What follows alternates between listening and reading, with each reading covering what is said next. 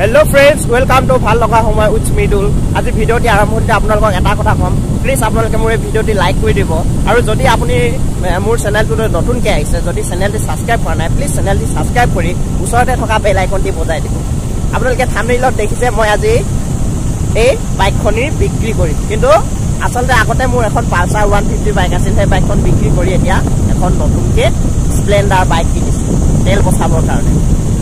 আৰু এখন বাইক লোৱাটো সাধাৰণ কথা নহয়। আমি মধ্যবিত্ত পৰিয়ালৰ যুৱক হিচাপে, মধ্যবিত্ত পৰিয়ালৰ ল'ৰা হিচাপে এখন বাইক কিনাটো আমাৰ কাৰণে আমাৰ পক্ষে সম্ভৱ নহয়। সেই কথাটো বুজি, সেই কথাটো অনুভৱ কৰি আজি আপোনালোকৰ আগত এটি নতুন ভিডিঅ' মই এৰিবলৈ বিচাৰিছোঁ।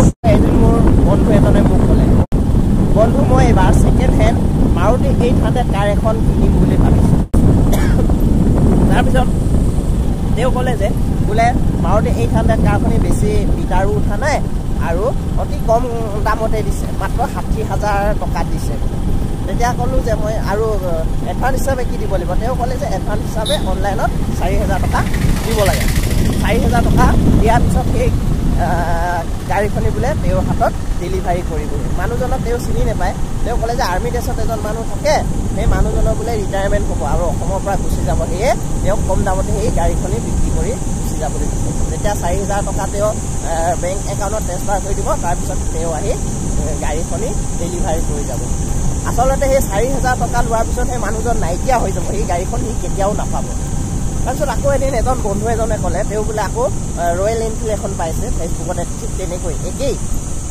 তেওঁ ক'লে যে 4,000 টকা তেওঁ দিব লাগে। আচলতে সেয়াকো 4,000 টকা মাৰিব বিচাৰিছে। আমি মধ্যবিত্ত ল'ৰা হৈ এখন বাইক সহজতে কিনিব নোৱাৰোঁ, সেয়েহে 4,000 টকা আমিনো কেলৈ এনেই পানীত পেলাব লাগে। সেইকাৰণে আজি আপোনালোকৰ সচেতনতাৰ বাবে আজি এই ভিডিঅ'টি বনাইছোঁ। যদি ভাল লাগে প্লিজ লাইক কৰি দিব। আপোনালোকে এনেকুৱা ধৰণৰ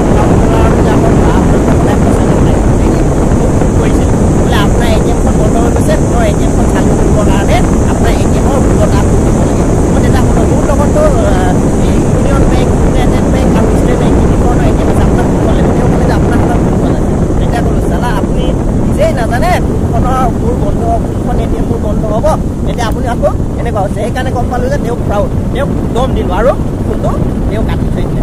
কেইদিনমানৰ পিছত আকৌ আমাৰ দাদাক ফোন আহিলে। দাদাই কি জানে একো গম নাপায়, তেওঁ 60 ডিজিট কোডটো দি দিলে চাগে। ডিজিট কোডটো দিয়াৰ পিছত তেওঁ ATM-ৰ পৰা প্ৰায় 23,000 টকা, প্ৰায় 23,000 টকা সলনি ওলাই গ'ল। তাৰপিছত মোক এদিন দেখাইছে মেছেজ আহি আছে, চাচোন। তেওঁতো নেজানে পালে। মই চালোঁ যে মেছেজবিলাকত তেওঁৰ পৰা টকা ইতিমধ্যে ট্ৰেন্সফাৰ কৰি গৈ আছে, প্ৰায় 23,000 টকা ট্ৰেন্সফাৰ কৰি দিলেই। তাৰপিছত মই বেংকলৈ গৈ বেংকৰ মেনেজাৰৰ লগত কথা পাতি বা বেংকৰ বিভিন্ন ধৰণৰ ব্যক্তিসকলৰ লগত কথা পাতিলোঁ আৰু তেওঁলোকে ক'লে যে ঘূৰাই অনাটো সম্ভৱ নহয়, তথাপি মই যিটো হেকাৰ ছিষ্টেম, এই হেকাৰ ছিষ্টেমটো অফ কৰি দিছোঁ। হেকাৰ ছিষ্টেমটো অফ কৰি আৰু বিপন্ন মনেৰে ঘূৰি আহিলোঁ যে 23,000 টকা লোকক দি কিনে। তাৰপিছত গ'ল আৰু তেনেকৈ প্ৰায় 1.5 মাহমানৰ পিছত আকৌ একাউণ্টখনি আপডেট কৰিবলৈ গ'লোঁ। 1.5 মাহমানৰ পিছত পুনৰ একাউণ্টখিনি আপডেট কৰাৰ পিছত দেখিলোঁ যে পুনৰ টকাবিলাক ঘূৰি আহিলে। তেতিয়াহে মনটো ভাল লাগিল। এইটো একচুৱেলি ভুৱা মানুহে এনেকৈ ফেচবুকত বা বিভিন্ন ধৰণৰ ছ'চিয়েল মাধ্যমত এনেকৈ বিভিন্ন ভেহিকেল দেখুৱাই, বিভিন্ন ধৰণৰ গাড়ী মটৰ দেখুৱাই মানুহৰ পৰা টকা লুণ্ঠন কৰিব বিচাৰে। মই সেই আজি থাম্বনেইলত লিখিছোঁ যে মোৰ এই বাইকখন কম দামতে বিক্ৰী কৰিম, কিন্তু মই বিক্ৰী নকৰোঁ। যি কি নহওক, যদি আপোনালোকে ভিডিঅ'টি